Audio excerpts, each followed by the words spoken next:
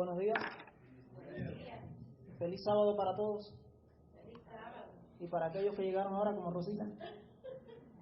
Que Dios los bendiga, y antes de comenzar quisiera que me acompañaran inclinando el rostro para tener unas palabras de oración. Amante y buen Padre Celestial, gracias Señor, 1.000.000 de gracias, infinitas gracias por tu palabra y por las maravillas que tú haces en nuestra vida. Gracias Señor por ese testimonio tan bonito que acabamos de escuchar, Señor, en la parte de los diezmos y las ofrendas. Señor, ¿cuántos hay como ese padre, como esos hijos, en igual condición en este momento en el mundo? Y no solo en el mundo, Señor, sino dentro de tu iglesia, dentro de tu pueblo. Te estoy pidiendo de forma especial en esta hora, Señor, que tú lleves reconciliación, que lleves perdón, que lleves misericordia a esos que están pasando por una situación semejante, peor o quizás menor en esta hora. Cualquiera que sea, es difícil cuando existen problemas entre los padres y los hijos, ya sea por un problema, por un motivo o por otro, Señor. Te estamos pidiendo, Señor, que tu Espíritu Santo reconcilie en ese medio, que pueda hacer la obra especial en el corazón endurecido de aquellos que se le han convertido en un corazón casi de piedra ya. Señor, no permitas que se petrifiquen, sino que se hagan un corazón de carne, donde tu Espíritu Santo habite y escriba tu ley en sus mentes y en sus corazones. Gracias, Señor, que el ministerio del profeta Elías, que ha de acontecer en estos tiempos finales, como lo dice el libro de Malaquías, capítulo 4, versículos 5 y 6, que él hará volver el corazón de los padres hacia los hijos y el de los hijos hacia los padres, sea una realidad hecha en esta hora y en este momento. Gracias por tu misericordia, gracias por tu perdón, gracias por tu palabra, y gracias, Señor, porque estamos aquí, porque creemos en ti, y estamos, Señor, queriendo salvarnos, porque ya tú nos salvaste, ya tú todo lo diste por nosotros, Señor. Pero, Señor, necesitamos darlo todo por ti. Ayúdanos a rendirnos, ayúdanos a entregarnos completamente a ti, para que tú hagas esa obra especial que tú quieres hacer a través de nosotros. En el santo nombre de Jesús, y por la inspiración de tu maravilloso Espíritu Santo Consolador, te lo pedimos todo, Señor, y te damos las gracias. Amén. Amén. Los invito a buscar, sé que muchos se la saben de memoria, la lectura bíblica, que Ricardo entraba en una confusión allí, si era primera o segunda de Pedro. En la segunda epístola del apóstol San Pedro, en el capítulo 1, versículos 19 al 21, dice así: tenemos también la palabra profética más segura, a la cual hacemos bien en estar atentos, como una antorcha que alumbra en lugar oscuro, hasta que el día esclarezca y el lucero de la mañana resplandezca en vuestros corazones. Y ahí me quedo, no voy a seguir con los otros versículos, porque realmente lo que más me interesa es la primera parte de este pasaje. El estudio en esta mañana, y más que un sermón, más que una meditación, es un estudio. Me gusta más estudiar la Biblia que sermonear, siempre ha sido así. Me ha gustado siempre más así, porque es lo que más importa. No tanto sermones, no tanto sermonear, sino más estudio de la palabra de Dios. Y le he titulado en esta mañana la palabra profética más segura, como lo dice el mismo texto. Un texto maravilloso, uno de los textos para mí más bonitos de la Biblia, no solo para mí, sino para muchos. Dentro de los pasajes más impresionantes de la palabra de Dios se encuentra este pasaje que escribió el apóstol San Pedro en su segunda carta. Tenemos también la palabra profética más segura, y como dice algunas versiones, la palabra profética más permanente, a la cual hacemos bien en estar atentos, como una antorcha que alumbra en un lugar oscuro, hasta que el día esclarezca y el lucero de la mañana, que es Cristo Jesús, resplandezca en nuestros corazones. Amén. Es decir, que la palabra de Dios, desde Génesis hasta Apocalipsis, completamente fue inspirada por Dios, por medio de su Espíritu Santo, y llegó a nosotros hasta la actualidad. Más de 16 siglos en que la palabra de Dios fue escrita y se canonizó, desde Moisés hasta Juan. Moisés, que escribió Génesis, hasta Juan, que escribió el libro de Apocalipsis. Y toda la palabra es profética e inspirada por Dios, y útil para enseñar, para redarguir, como dice Pablo allí en Timoteo, para instruir en justicia, a fin de que el hombre de Dios, tú y yo, seamos enteramente perfectos, preparados para toda buena obra. Tenemos la palabra profética más segura, a la cual hacemos bien en estar atentos. Y en esta mañana yo quisiera hablar acerca del significado profético de esa palabra, y estamos estudiando en este trimestre el folleto del libro de Apocalipsis, que los invito, los incito, los exhorto a que no estudien un solo día la lección. Cuando en cambio le he preguntado, mandado la lección general, ¿cuántos estudiaron un día? 2, 3 levantan la mano. Pensé que habían estudiado más de un día. ¿Cuántos estudiaron 2 días? Más nadie levantó la mano. Increíble. Se gastan recursos, se regala el folleto, es gratis porque a nadie se lo cobran, y no lo estudiamos en toda la semana. Y este libro es maravilloso, y dice allí Apocalipsis 1:3 que hay una bendición especial para el que lee, para los que oyen y para los que guardan las profecías de este libro, porque el tiempo está cerca. Si hay una bendición especial para el que oye, para los que leen, para los que guardan, entonces si no leemos, si no oímos, si no guardamos, la bendición no es para nosotros. Entonces, ¿cómo es posible que podamos pedir y querer la bendición de Dios cuando no somos capaces de estudiar, de leer, de escuchar y obedecer lo que leemos y escuchamos? Hay que leer, hay que estudiar. No podemos ser músicos de oído. No conformarnos con lo que nos dice el maestro cuando llegamos aquí, con lo que nos dice el predicador desde el púlpito aquí. Porque siempre vamos a estar bien, y diciendo bien que no cabe la palabra, vamos a estar mal alimentados. Porque vamos a conformarnos con migajas. Si no estudiamos personalmente, la salvación es individual, es personal, el estudio es personal, es individual, y necesitamos conocer la Biblia personalmente por nosotros, lo que Dios nos dijo, y no solo la Biblia, sino lo que Él nos reveló por el Espíritu de Profecía, los libros que Elena de Juez escribió, maravillosos. Tenemos que estudiar cada vez más, conocer más.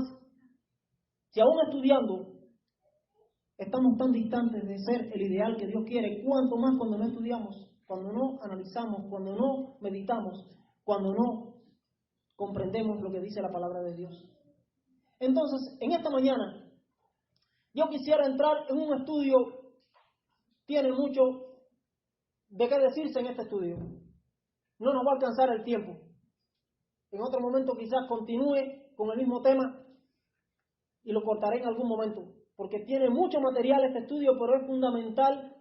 Un estudio del cual no se dice mucho hoy en día, del cual se rebaja un poco el significado de lo que se presenta cuando se habla de este tema, y muchas veces se está ignorando sobre este tema, presentar el tema tal y como es, al pan pan y al vino vino, las cosas como son, sin pelos en la lengua, con amor, con misericordia, con tacto, pero la verdad no ofende pero duele, y necesitamos decir la verdad que Dios nos dio, la verdad presente para este tiempo, la verdad que Dios quiere que prediquemos como remanente del tiempo del fin.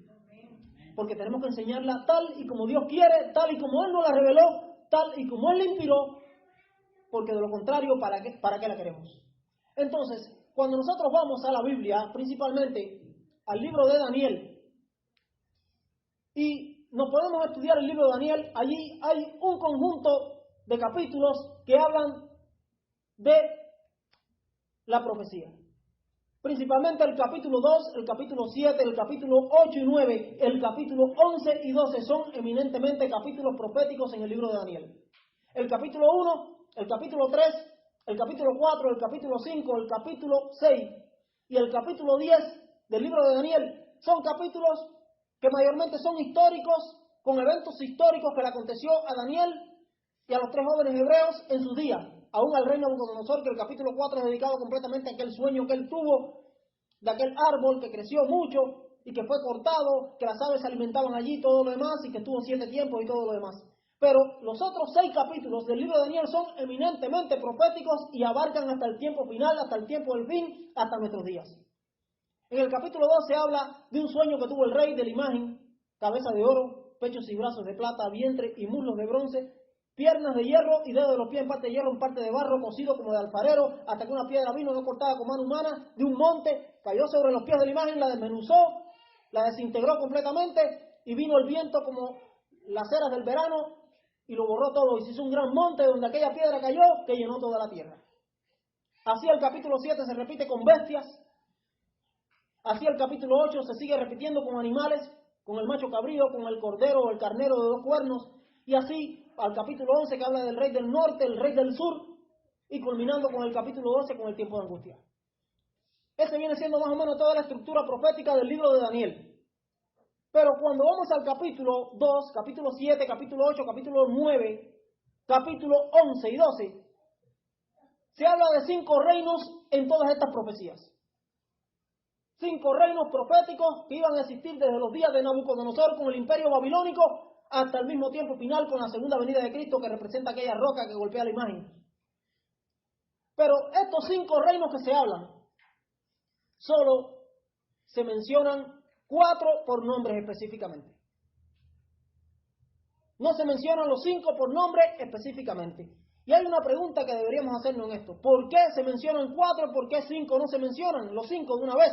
Ejemplo, no vamos allí a la Biblia ahora, lo pueden anotar, lo pueden comprobar después, ganando tiempo. Cuando vamos al capítulo 2 de Daniel, el versículo 38, cuando Daniel le está revelando el sueño a Nabucodonosor, de la imagen que él había tenido, el sueño, le dice: oh rey, la cabeza de oro eres tú. El rey era el rey de Babilonia. Nabucodonosor era la cabeza de su reino, de su imperio. Entonces, el reino de oro de la cabeza representaba el imperio de Babilonia. Daniel está identificando claramente que la cabeza de oro era el imperio de Babilonia con Nabucodonosor por emperador y por rey. Dice: la cabeza de oro eres tú, rey. Es decir, que ahí aparece el primero de los 5 reinos identificado claramente por nombre y apellido. El rey eres tú. Tú eres la cabeza de este reino. La cabeza de oro te representa a ti. Es Babilonia. Sin dudas. No hay que dar muchas vueltas para identificarlo. Simplemente, directamente, Daniel le señala que el reino de Babilonia era la cabeza de oro. Cuando vamos al capítulo 8, la visión de Daniel del macho cabrío y el carnero de 2 cuernos, el capítulo 8, versículos 20 y 21, allí Daniel, en la revelación que recibe del ángel Gabriel, que Gabriel le está revelando esta visión del macho cabrío y del carnero de 2 cuernos, Gabriel le dice a Daniel: mira, el carnero de 2 cuernos que viste son los reyes de Media y de Persia. Y el macho cabrío es el rey de Grecia. Y esto está en época de los medos y los persas. Aún el imperio griego no había venido. Aún Alejandro Magno no había nacido. Y ya allí se estaba mencionando el imperio griego. Y los persas estaban iniciando. Le dice: el carnero de 2 cuernos representan a los reyes de Media y de Persia. Pero menciona por nombre directamente al imperio medo-persa.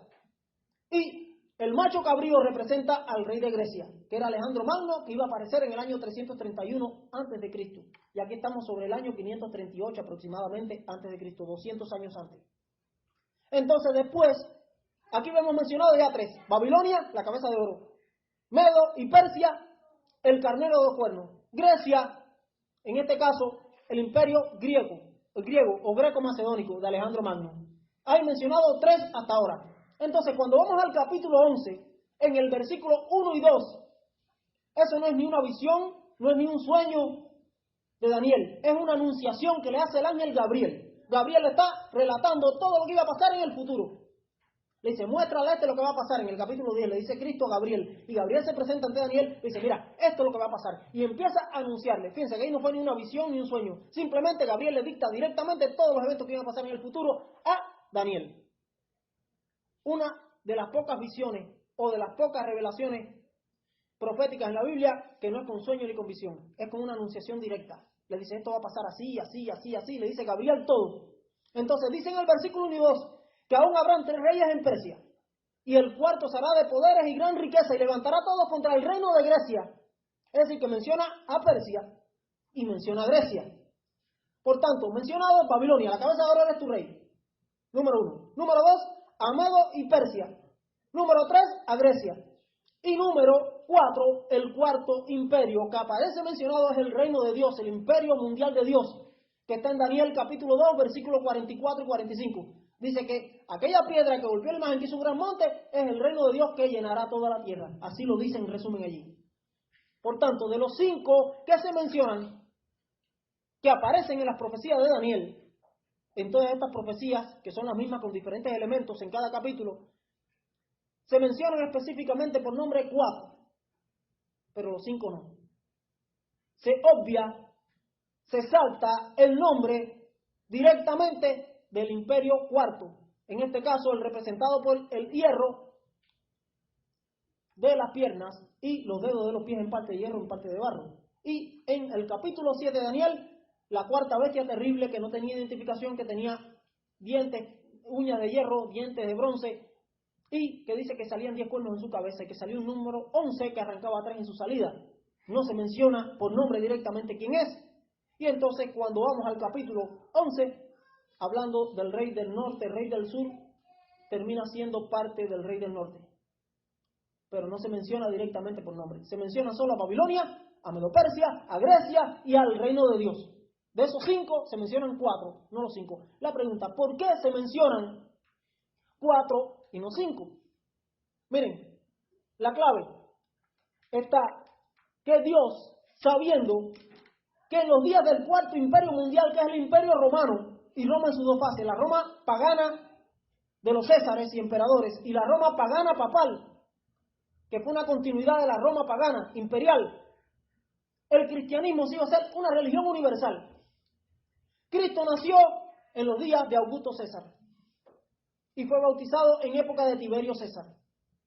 Durante la época del imperio romano fue cuando Cristo vino, cuando Él nació, cuando Él se bautizó, en la época que Él desarrolló su ministerio público, y terminado su ministerio público, murió, ascendió y vino el Pentecostés 50 días después y nació la iglesia cristiana en el año 31 después de Cristo.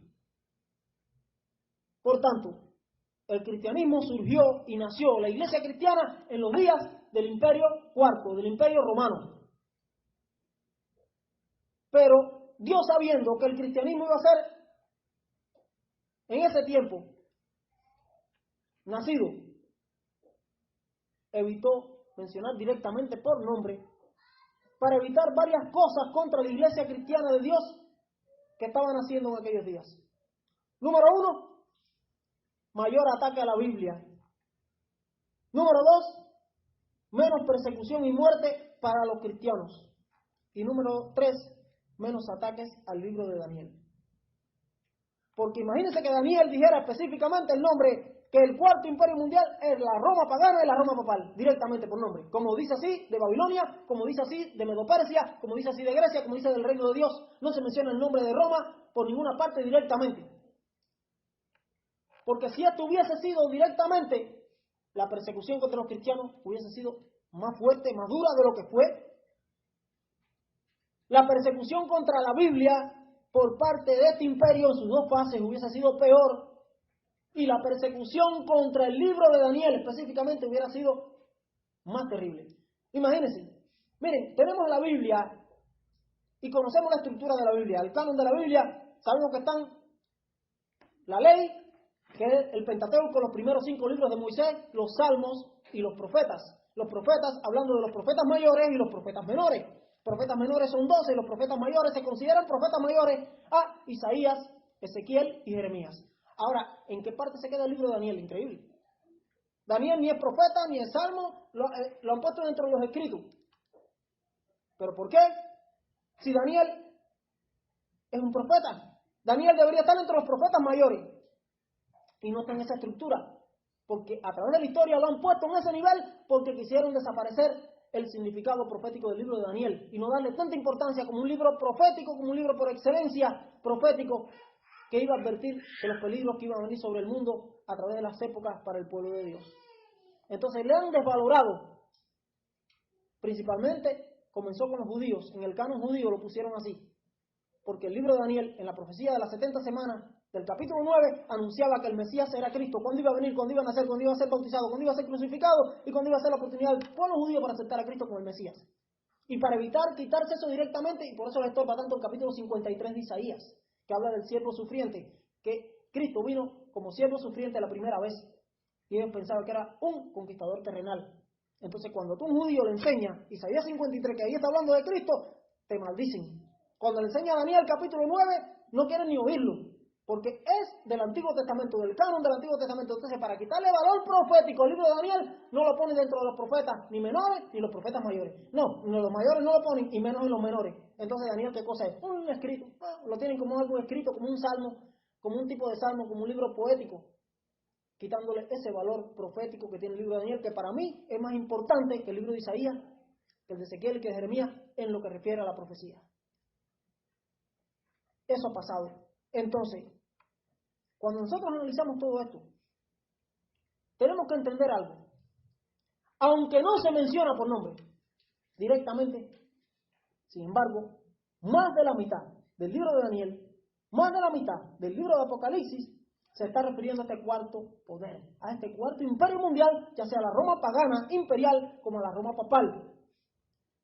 No dice el nombre ni el apellido, pero da características bien claras, específicas. Y es la clave de lo que tenemos que entender y de lo que ha entendido el pueblo de Dios. No fue verdad presente lo del cuarto imperio mundial para aquellos que no eran de la época del protestantismo, de la reforma y todo lo demás.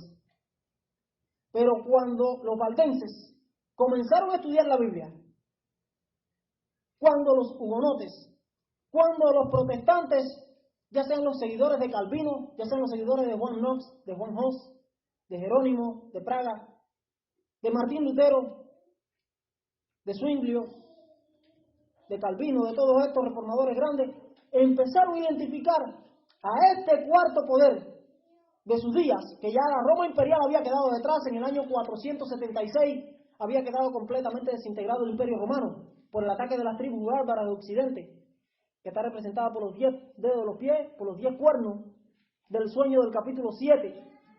Entonces empezaron a identificar al sistema papal como el anticristo, el cuerno número 11 de la profecía bíblica, y no tenían temor de señalarlo directamente que era el anticristo. Y hoy en día se quiere callar la boca.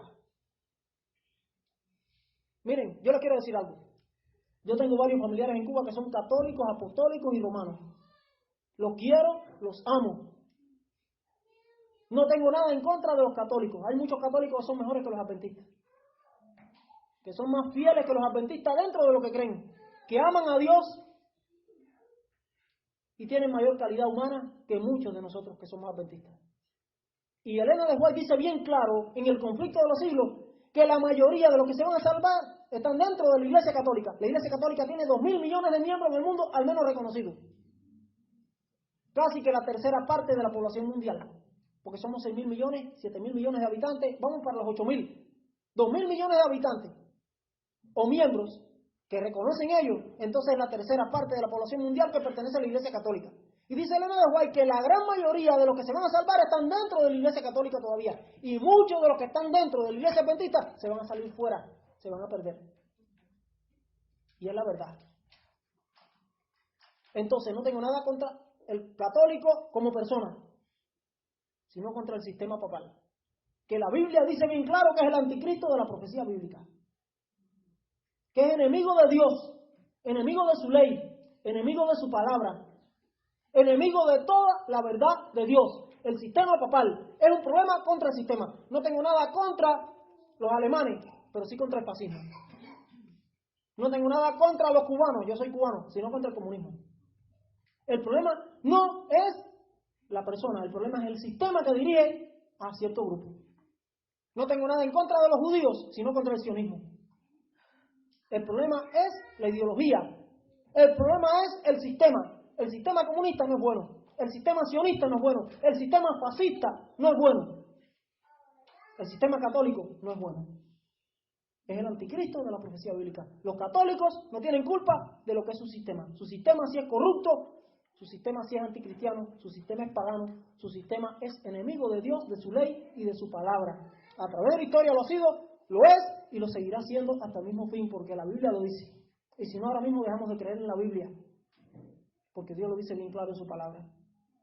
Entonces, hay varias características, pero hay algo especial que lo quiero leer en esta mañana aquí, que son 2 o 3 citas de Elena de White, para que vean qué cosa es lo que va a despertar al mundo, qué cosa es lo que va a permitir que miles se conviertan y vengan y formen parte del pueblo remanente de Dios en el tiempo final.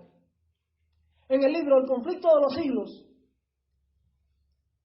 hay una cita que está un poquito antes de la página 666 que habla de la apostasía, número coincidentemente que coincide en esa página. El 666 es el número de la bestia, y en la página 666 del conflicto de los siglos habla de la apostasía. Dice: conforme vaya acercándose la tempestad, muchos que profesaron creer el mensaje de los 3 ángeles irán a engrosar las filas de la oposición. Ese es el capítulo del conflicto de los siglos que habla en la página 666 de la apostasía. Pero en la página anterior, o en las dos anteriores, dice ella lo siguiente. Página 664 y 665 del conflicto de los siglos, dice ella. En nuestros días,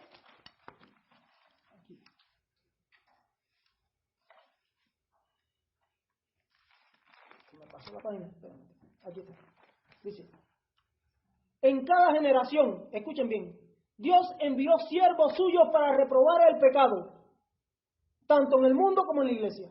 Escuchen bien lo que dice. Pero los hombres desean que se les digan cosas agradables, palabras halagüeñas. Como dice el pastor Esteban Bor, tienen piquiña en los oídos. Cuando dice la Biblia, comezón de oír, comezón es picazón. Tienen comezón de oír, tienen piquiña en el oído, quieren que le rasquen el oído. Muchos vienen a la iglesia para que le rasquen el oído, para que le digan cosas buenas, para que le digan cosas agradables. Todo está bien, paz y seguridad, no hay problema. Como un club social para entretenerse y no quieren que le hablen la verdad. Y cuando se habla la verdad, se levantan y se van, o se incomodan, o salen hablando en el pasillo en contra del predicador. Dice aquí, en cada generación, y nos ha tocado esta generación a nosotros, Dios envió siervos suyos a reprobar el pecado, tanto en el mundo como en la iglesia. Pero los hombres desean que se les digan cosas agradables y no gustan de la verdad clara y pura. Muchos reformadores, al principiar su obra, resolvieron proceder con gran prudencia al atacar los pecados de la iglesia y de la nación. Esperaban que mediante el ejemplo de una vida cristiana y pura, llevarían de nuevo al pueblo a sus doctrinas de la Biblia. Pero el Espíritu de Dios, escuchen, vino sobre ellos como había venido sobre Elías en tiempo del rey Acab, impeliéndole a censurar los pecados de un rey malvado y de un pueblo que estaba en la apostasía. No pudieron dejar de proclamar las declaraciones terminantes de la Biblia que habían titubeado en presentar. Se vieron forzados a declarar diligentemente la verdad y señalar los peligros que amenazaban a las almas. Sin temer a las consecuencias, pronunciaron las palabras que el Señor les ponía en su boca, y el pueblo se veía constreñido a oír la amonestación. Y ahora ven la parte que me interesa, escuchen bien en detalle. ¿Qué cosa va a despertar al mundo? ¿Qué va a despertar a los que están perdidos, a los que no conocen? ¿Cuál es el mensaje que va a despertar? Lo dice la inspiración, y yo creo en la inspiración de Elena de White. Dice ella, así también será proclamado el mensaje del tercer ángel, que es la verdad presente para este tiempo. Cuando llegue el tiempo de hacerlo con el mayor poder, el Señor obrará por conducto de humildes instrumentos, dirigiendo el espíritu de los que se consagren a su servicio. Los obreros serán calificados más bien por la unción del espíritu de él, que por la educación en institutos de enseñanza. Habrá hombres de fe y de oración que se sentirán impulsados a declarar con santo entusiasmo la palabra que Dios les inspire. Ahora escuchen. Los pecados de Babilonia, ¿quién es Babilonia?, serán denunciados. Los resultados funestos y espantosos de la imposición de las observancias de la Iglesia por la autoridad civil, las invasiones del espiritismo, los progresos secretos pero rápidos del poder papal, todo será desenmascarado. Estas solemnes amonestaciones, escuchen, conmoverán al pueblo. Miles y miles de personas que nunca habían oído palabras semejantes, las escucharán. ¿Qué dice? ¿Qué es lo que va a despertar al pueblo? Miles y miles que nunca habían escuchado palabras semejantes, las escucharán y despertarán y vendrán a formar parte del pueblo. Y dice ella más adelante, cuando el pueblo acuda entonces a sus antiguos conductores espirituales, a sus pastores, a sus ministros, a sus líderes, a preguntarle con ansia, ¿son esas cosas así? ¿Es verdad lo que nos dicen estos adventistas? ¿Es verdad lo que nos dicen del papado, que es el anticristo? ¿Es verdad lo que nos dicen de los jesuitas, de la infiltración, del nuevo orden mundial, de todas estas cosas que están pasando? ¿Es verdad eso? ¿O son unos alarmistas? ¿O es una pura teoría de la conspiración? ¿O están locos o son unos fanáticos? ¿Cómo es esto? A ver, dime. Dice que cuando ellos preguntándole, ¿son esas cosas así? Los ministros aducirán fábulas, profetizarán cosas agradables para calmar los temores y tranquilizar la conciencia despertada. Pero como muchas personas, y está hablando de los sinceros, no se contentan con las meras razones de los hombres y exigen un positivo, así dice Jehová, Pruébamelo por la Biblia. No me lo digas con tus palabras. Exigen un positivo. Así dice Jehová. Los ministros populares, como los fariseos de antaño, airándose, se molestarán al ver que se pone en duda su autoridad. Denunciarán el mensaje como si viniese de Satanás. E incitarán a las multitudes dadas al pecado a que injurien y persigan a los que lo proclaman. ¿En qué va a terminar todo?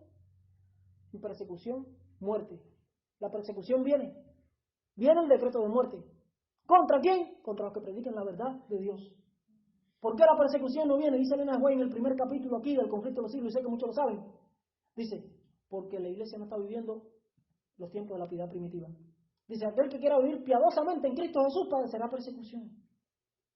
Levantémonos, consagrémonos, prediquemos lo que Dios quiere, la verdad que Dios quiere, sin vueltas, sin tapujos, sin estar rasgándole los oídos a las personas, para que vean cómo se va a levantar la persecución aún dentro, porque la peor persecución viene de adentro.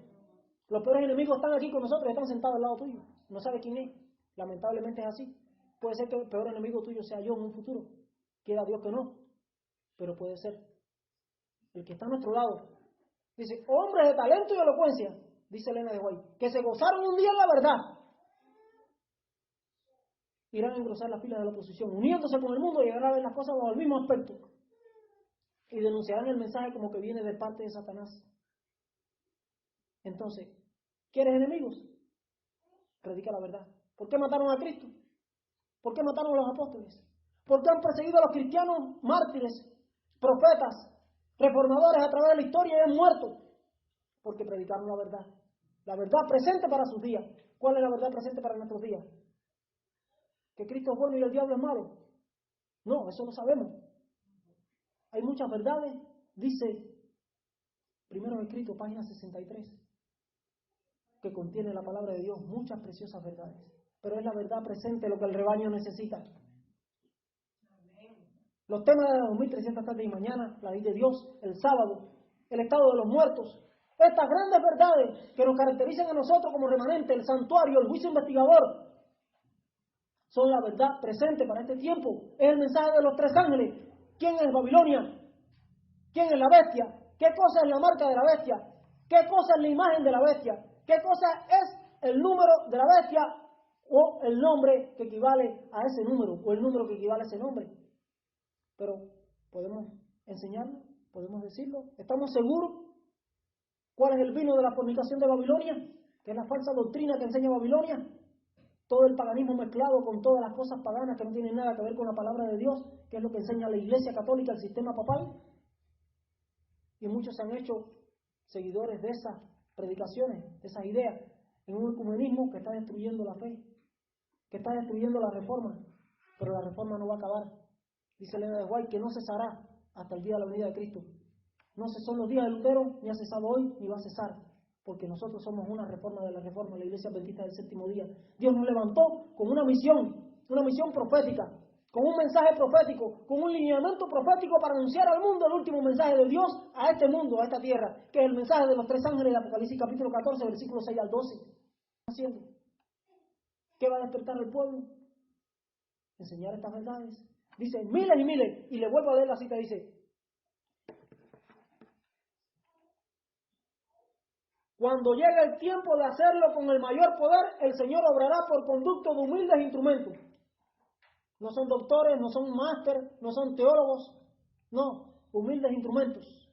Dice, dirigiendo el espíritu de los que se consagren a su servicio, los obreros serán calificados más bien por la unción de su espíritu que por la educación en institutos de enseñanza, no con un título en la pared de doctorado, de maestría, de licenciatura, sino que va a ser la graduación del Espíritu Santo. Dice, habrá hombres de fe y de oración, clave, que se sentirán impelidos o impulsados a declarar con santo entusiasmo las palabras que Dios les inspire. Los pecados de Babilonia serán denunciados. Los resultados funestos y espantosos de la imposición de la observancia de la Iglesia por la autoridad civil, las invasiones del espiritismo, los progresos secretos por lo rápido del poder papal, todo será desenmascarado. Estas solemnes amonestaciones conmoverán al pueblo. Miles y miles de personas que nunca habían oído palabras semejantes, las escucharán. ¿Cuántos? Miles y miles que nunca lo escucharon. Yo nunca escuché eso, a mí nunca me dijeron nada de eso. ¿Cómo es eso? Yo no sabía nada. ¿Cuántos hay en el mundo que son sinceros? Dentro de las otras iglesias, dentro del mundo, que no han escuchado estas verdades que conoces tú, que conozco yo. Y necesitan escucharlas. Cuando las escuchen van a salir y van a estar dispuestos a perder la vida. Y cuando vayan a sus antiguos conductores espirituales, como dice aquí, a preguntarle con ansia, ¿son esas cosas así? Dice que los ministros aducirán fábulas, inventarán cuentos, dirán mentiras. Y entonces, como ellos no se contentan con las meras razones humanas, dice, sino con un positivo, así dice Jehová, dice que los ministros los acusarán de que son inspirados por Satanás y que el mensaje viene de parte de Satanás, incitarán a las multitudes, dice, dadas al pecado, a que los persigan y los injurien. Así va a terminar todo. Y no va a terminar muy lejos. Eso está bien cerca, bien pronto. Muy pronto está cerca eso. Necesitamos estar preparados para predicar esta verdad. Pero Elena de White, misma aquí en el conflicto de los siglos, ella lo menciona, que Martín Lutero lo dijo, identificó a este poder como el anticristo, al papado, al sistema papal, a la iglesia católica papal. En el capítulo 7 del conflicto de los siglos, que se llama En la encrucijada de dos caminos, habla acerca de Martín Lutero. Dice ella lo siguiente, citando el libro del historiador de Aubigné, en el libro 6, en el capítulo 9 de ese libro, Elena de White lo cita y dice así lo siguiente: cuando tuvo conocimiento de la bula papal, hablando de Lutero, cuando Lutero tuvo conocimiento de la bula papal, fue una bula que le mandó cuando Lutero clavó las 95 tesis en la puerta del castillo de Wittenberg, en la iglesia de Wittenberg, en contra de las indulgencias, y comenzó la reforma. Entonces el Papa oyó, le llegó la noticia enseguida, y enseguida mandó una bula de excomunión contra Lutero. Dice que en cuanto Lutero se enteró de esa bula papal de excomunión, dice que en cuanto tuvo conocimiento de la bula papal, dijo Martín Lutero, la desprecio y la ataco como impía y mentirosa. Escuchen esas palabras de Lutero, citadas en el conflicto de los siglos por Elena de White. El mismo Cristo es el que está condenado en ella. Me regocijo de tener que sobrellevar algunos males por la más justa de las causas. Me siento ya más libre en mi corazón, pues sé finalmente que el Papa es el anticristo y que su silla es la de Satanás. ¿Qué dijo Lutero? Que el Papa es el anticristo y su silla es la de Satanás. Entonces Lutero sabía la verdad, la entendía, y Lutero andaba con vueltas rascando los oídos a las personas, no. Lutero era católico, Lutero era un teólogo de la iglesia católica. Lutero conoció la verdad de la palabra de Dios que se la negaban en aquellos tiempos, y cuando la descubrió se dio cuenta dónde estaba metido. Él al principio no quería salirse de la iglesia católica, él quería reformarla desde dentro. Cuando se dio cuenta que no podía, porque se dio cuenta de la corrupción del sistema, de lo terrible que era, entonces no le quedó otra que salir fuera, porque lo expulsaron con la bula del Papa y todo lo demás. Entonces Lutero llegó a la conclusión, por el estudio de la profecía, por el estudio de la Biblia, que el Papa es el anticristo, el sistema papal es el anticristo, y que su trono es el trono de Satanás. Así lo dijo Elena de White, lo dice aquí en el conflicto de los siglos. No hay tapujos, no hay vueltas medias, se dice la verdad clara, tal y como es, sin pelos en la lengua, con amor, con tacto, pero la verdad. Entonces más adelante dice ella aquí, hablando de Lutero también, dice ella, no fue sino después de haber sostenido una terrible lucha en su propio corazón, hablando de Lutero, cuando se decidió finalmente a separarse de la Iglesia Católica. En aquella época de su vida escribió lo siguiente: cada día comprendo mejor lo difícil que es para uno desprenderse de los escrúpulos que le fueron imbuidos desde la niñez.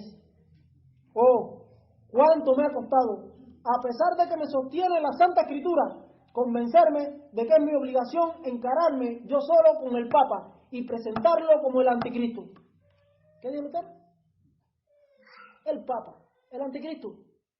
Y dice, así luché yo contra mí mismo y contra Satanás, hasta que Cristo, por su palabra infalible, fortaleció mi corazón contra estas dudas. ¿Cómo? Cristo, por su palabra infalible. Y termino con otra cita que es de la historia. En Inglaterra, el Parlamento inglés, en el año 1646, establecieron lo que fue la Confesión de Westminster, en la abadía de Westminster. Allí se reunieron los protestantes más honestos del país, que lo buscaron para que llegaran a una conclusión y establecieran un credo con respecto a la posición de la iglesia protestante de aquellos días. Eran honestos, eran sinceros, eran leales, eran gente intachable. Y los citaron para la abadía, el parlamento inglés, para que tomaran una decisión en el año 1646, época de la Reforma todavía. Y esta confesión, escuchen lo que decía, fue basada en Calvino, que Calvino estuvo en Suiza. Eran descendientes de Calvino, eran de los calvinistas, eran presbiterianos, eran ingleses, protestantes, presbiterianos. Y hicieron esta confesión. Y miren lo que dijeron ellos en la confesión al concluir. Dice allí: no hay otra cabeza de la iglesia, sino el Señor Jesucristo. ¿Por qué? Porque dicen que el Papa es la cabeza de la iglesia. Es lo que dicen. Dice, no hay otra cabeza de la iglesia, sino el Señor Jesucristo. Ni puede el Papa de Roma en ningún sentido ser la cabeza de la misma, pero es el anticristo, el hombre de pecado, el hijo de perdición que se levanta a sí mismo en la iglesia contra Cristo y todo lo que se llama Dios. Artículo 25, párrafo 6. ¿Cuál fue la confesión del credo protestante de Westminster? El Papa es el anticristo. ¿Qué dijo Lutero? Que era el anticristo. ¿Qué dijo Juan Knox? Que era el anticristo. ¿Qué dijo Calvino? ¿Qué dijo Juan Hus? ¿Qué dijo Jerónimo? ¿Qué dijo Latimer? ¿Qué dijo Kramer? ¿Qué dijo cada reformador? Lo mismo, porque era verdad presente para sus días. Entendieron y conocieron que el anticristo es el sistema papal. Y desde la fecha para acá, históricamente, lo es, no ha cambiado. Hay un autor, que no sé el nombre, que dijo algo muy acertado, que la Iglesia Católica, el sistema papal, en la adversidad actúa como una zorra, que diga como un cordero. En la adversidad actúa como un cordero, en la igualdad actúa como una zorra, y en la superioridad actúa como un lobo feroz. ¿Cuál es la posición del sistema papal actualmente? Como la zorra. No está en adversidad. En adversidad estuvo cuando Napoleón Bonaparte apresó al Papa Pío VI y lo llevó al exilio a Francia y perdieron el poder temporal. Pero desde el año 1929, el 11 de febrero para acá, de 1929, con el concordato de Letrán, se le devolvió al Vaticano el territorio, 1 milla cuadrada, no toda, él tenía más de 44 hectáreas, tenían casi la mitad de Italia, tenían en posesión.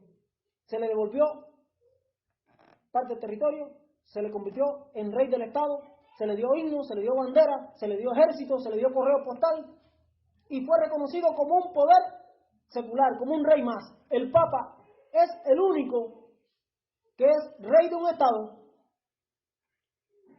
y el líder espiritual de una iglesia. Es un poder político religioso, un poder temporal espiritual.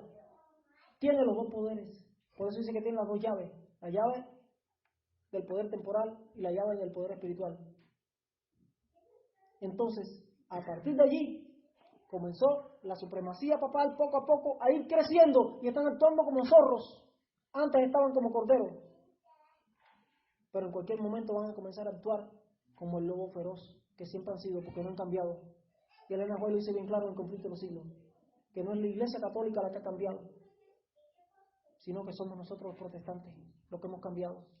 Cada vez más caminamos hacia un ecumenismo, a hablar lo políticamente correcto, a no ofender. Hay que tener cuidado, no, sin ofender, pero decir la verdad no es ofender. Hay que decir la verdad tal y como es, con respeto, con amor, porque amamos a los católicos, pero aborrecemos al sistema. El sistema no es cristiano. Son millones que son sinceros, y lo digo, muchos adventistas no son fieles, no son los que se van a salvar, se van a perder y van a ser nuestros peores enemigos, y muchos católicos que están allí, ignorantes de la verdad, van a salir fuera y formar parte del pueblo de Dios, van a morir por la causa de Dios si es necesario, porque son sinceros y viven a la altura de la luz que tienen. No hay ningún tipo de preconcepto ni prejuicio contra las personas, sino contra el sistema, que no es cristiano. Pero ¿hasta cuándo vamos a callarnos y no decir la verdad? Porque nos la quieren callar. Hay algo que quizás ustedes han visto y han leído últimamente. Yo sé que ¿cuántos conocen al pastor Esteban Bora aquí? ¿Quién no lo conoce a Esteban Bora? Un siervo de Dios, un hombre de Dios, sin dudas. El pastor Esteban Bora creó unos planes para ir a Panamá ahora que el Papa Francisco iba a estar en viaje en Panamá. Y el presidente de la Unión de Panamá, Adventista del Séptimo Día, lo que habló de Esteban Borg fue flores. Increíble, está en las redes sociales. Y que no lo aceptaban en Panamá porque no había hablado con Panamá, que Esteban Borg tenía un ministerio independiente creado cuando siempre fue pastor de la iglesia adventista, se retiró. ¿Quién dice que los ministerios independientes no están aprobados por la iglesia? Los ministerios de sostén propio, aprobados por él en el por el Espíritu y profecía. Esteban Borg siempre sirvió a la iglesia hasta que se retiró. Y sigue sirviendo a la iglesia, sigue predicando con ese ministerio de sostén propio creado por él mismo.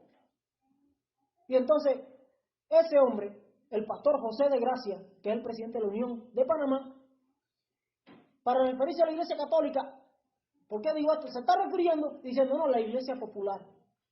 Vea casi, Elena White dice bien claro que es la iglesia católica, apostólica, romana, que es el anticristo. Martín Lutero lo dijo, todo el protestantismo siempre ha dicho bien claro cuál es. Entonces, la iglesia popular, ni se atreven a decir el nombre de la iglesia que es. ¿Hasta cuándo vamos a callar la verdad? ¿Hasta cuándo vamos a dejar de decir al pan pan y al vino vino? ¿Hasta cuándo vamos a seguir callando? Rascando los oídos, acomodando el oído de las personas. Dios quiere que prediquemos la verdad. Y dice Jesús en Juan 8:32, y César le tocaba la elección, y conoceréis la verdad, y la verdad os hará libres. Amén. La única manera de ser libres es conociendo la verdad. Y Martí, el héroe nacional de Cuba, y Rosita no me va a dejar mentir, plagió ese texto de la Biblia, y en Cuba es muy conocido y se habla mucho de esa frase de Martí, muy bonita, pero es un plagio de ese texto.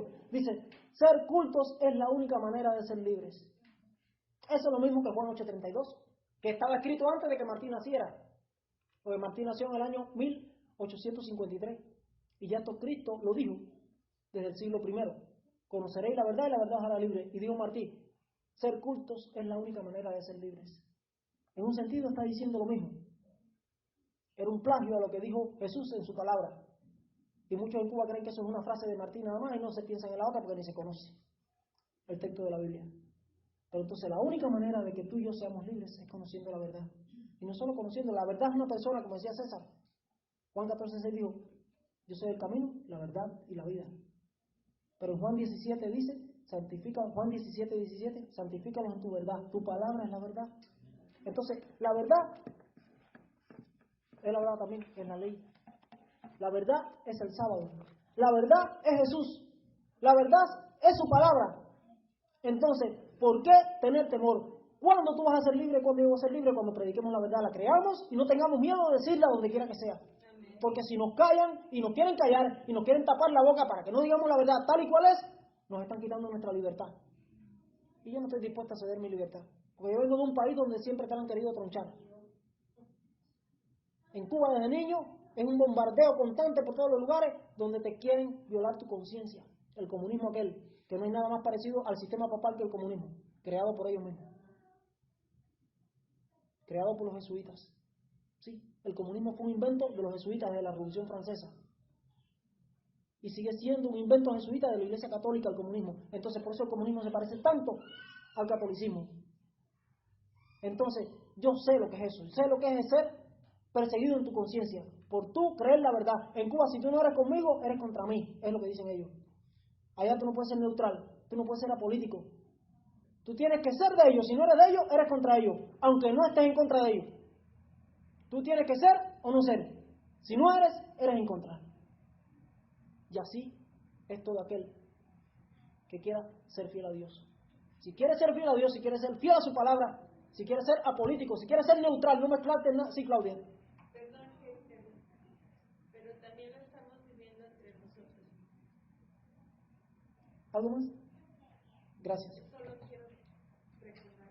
Entonces, Cristo dijo, conoceréis la verdad y la verdad os hará libres. Me quedó mucho por decir, no voy a seguir, porque estaríamos aquí hasta mañana hablando sobre el tema. Ahí les puse una imagen de Elizabeth, no las ponga. Porque quería presentar las 11 características que habla el libro de Daniel, capítulo 7, donde demuestran que el papado es el anticristo de la profecía bíblica. No dice el nombre, dice, la cabeza de oro eres tu rey, identifica a Babilonia. Dice allí en Daniel 8, 20 y 21 que el carnero de 2 cuernos eran los reyes de Medio y de Persia y que el macho cabrío es el rey de Grecia. Y en el capítulo 11 dice que habrá un rey en Persia y después vendrá otro en Grecia.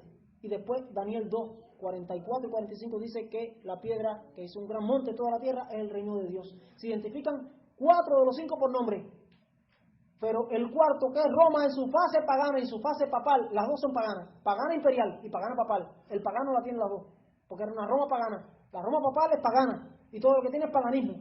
Y con el paganismo ha contaminado al mundo y a la iglesia cristiana, al protestantismo y a todo.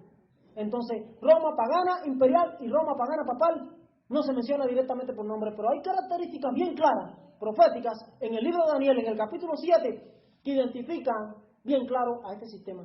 Que Dios nos bendiga y que no tengamos temor, porque las grandes verdades que van a despertar al mundo, que van a despertar al pueblo, a los que nunca han escuchado estas cosas, son estas verdades. Dice que los progresos secretos pero rápidos del poder papal, todo será desenmascarado. Cuando sea desenmascarado, cuando se le quite la careta de zorros que tienen ahora, y se demuestre que son unos lobos, unas fieras, entonces el mundo entenderá quiénes son. Y así estaremos preparados realmente para encontrarnos con Dios. Y cuando venga la prueba, cuando venga la persecución, sabremos quién es nuestro enemigo. Que Dios nos bendiga y preparémonos para el encuentro con nuestro Dios. Y ahora los invito a ponerse en pie para cantar el himno final. Contendamos siempre con nuestra fe.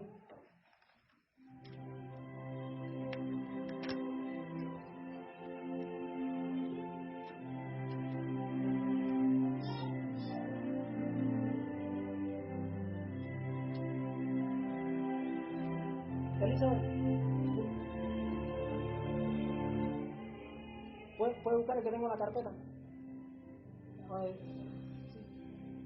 Sí, pero búscalo en la carpeta. El que está en la carpeta. Donde dice música.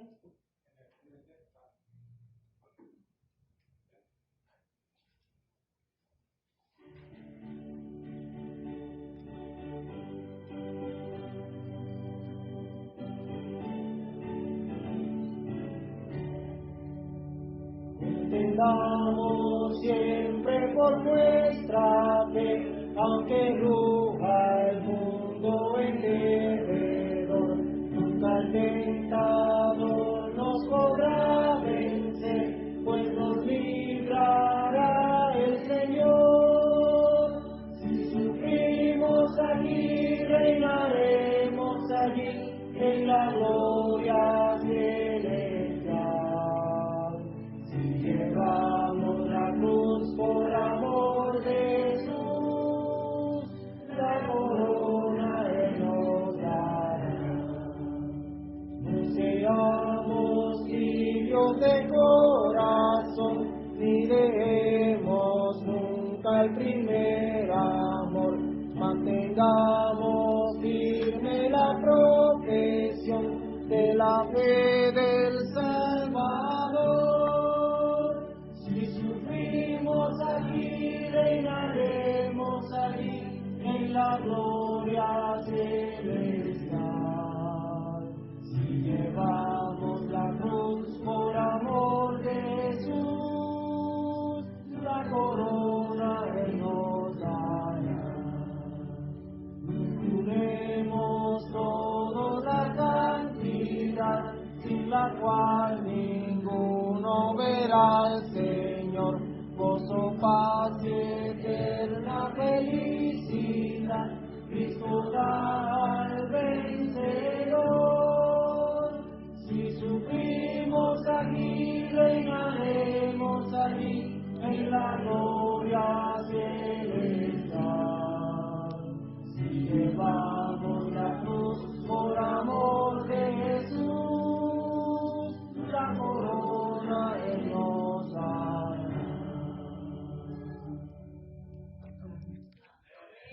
Y los invito a aquel que lo pueda hacer así, que me acompañe de rodillas para tener la palabra de oración.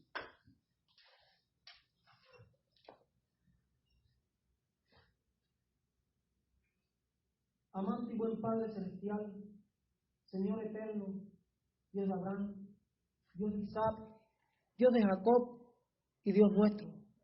Gracias te damos, Señor, por tu palabra profética más segura, a la cual, como dice allí Pedro, hacemos bien en estar atentos como una antorcha que alumbra en lugar oscuro, hasta que el día esclarezca y Cristo Jesús, la estrella resplandeciente de la mañana, el lucero resplandezca en nuestros corazones. Bendice, Señor, de forma especial a tu pueblo en el mundo entero. Ayúdanos a decir la verdad y mantenernos de parte de la verdad, aunque los cielos se desplomen sobre nosotros. Sí, Señor, como dice esa cita maravillosa acerca de lo que un mártir es, no me canso de decirla y quiero, Señor, ser un mártir aquí y ahora. Y ojalá todos los que estemos aquí seamos mártires aquí y ahora. Que dice que mártir es alguien que está convencido de la verdad y la manifiesta tanto en su vida como en su muerte. Sí, Señor, los fuegos de la persecución no hacen a los mártires, simplemente lo revelan. El hombre que no sea ya un mártir aquí y ahora, nunca dará su vida por la verdad, porque los mártires murieron no para transformarse en tales, sino porque ya lo eran. Sí, Señor, ayúdanos a amar tu verdad, a amar tu palabra, a amarte a ti que eres el camino, la verdad y la vida para poder llegar al Padre por medio de ti. Pero, Señor, que tu iglesia adventista del séptimo día, que tu pueblo remanente del tiempo del fin cumpla la misión y el propósito por el cual tú nos has llamado. Sí, Señor, que nunca perdamos la visión celestial centrándonos en esta tierra, para así, como siervos tuyos, como humildes siervos tuyos, seguidores de tu palabra, seguidores de tu verdad, al costo de lo que sea, podamos predicar el mensaje de la verdad presente para un mundo que tanto lo necesita. Necesitamos predicar este mensaje. Danos el poder de la lluvia tardía, el poder del Espíritu Santo, para dar el último pregón, el fuerte pregón a esta tierra, para que el mundo conozca tu verdad y miles que nunca han escuchado semejante mensaje tan especial que nosotros tenemos, que disfrutamos, que atesoramos, puedan, Señor, gozarse y venir a formar parte de tu pueblo remanente en el tiempo final. Aunque será una multitud incontable de todas las naciones, es una manada pequeña. Pero tú dijiste en tu palabra que a tu Padre le ha placido darnos el reino porque somos esa manada pequeña. Bendícenos, Señor.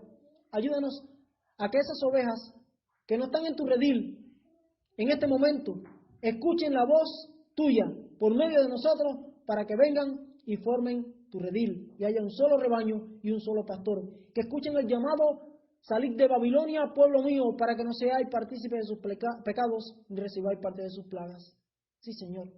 Que salgan fuera, que en la obra que viene por delante, que está bien cerca, en los pocos días que nos restan para el encuentro contigo en las nubes del cielo, que podamos cumplir el propósito por el cual tú nos traíste a esta tierra y nos permitiste conocer este mensaje tan maravilloso. Bendice a los que estamos aquí en esta mañana, a cada uno de los que estamos, a los niños, a los jóvenes, a los ancianos, a los mayores, en fin, a todos. Y a aquellos que no vinieron por un motivo u otro, que tú los bendigas también. Y no solo a ellos, sino a los que están en Caldwell, en Nampa, en Payette, en Jerome, en Twin Falls, en todos los lugares de Idaho, en Estados Unidos, en Centroamérica, en Sudamérica, en África, en Asia, en Oceanía, en todos los continentes de este planeta Tierra, Señor. Y efectivamente, Señor, a tu pueblo remanente que quiere hacer tu voluntad. Bendícenos, danos las fuerzas, danos el valor para predicar tu palabra, aunque no tengamos el valor humano. Danos el valor que solo viene de ti para ser testigos de tu verdad y tu palabra a un mundo que tanto lo necesita. Gracias por tu misericordia, gracias por tu perdón y gracias nuevamente, Señor, una y mil veces infinitas gracias por tu santa y divina palabra. En el santo nombre de Jesús y por la inspiración de tu Espíritu Santo Consolador, te lo pedimos todo, Señor, y te damos las gracias. Amén.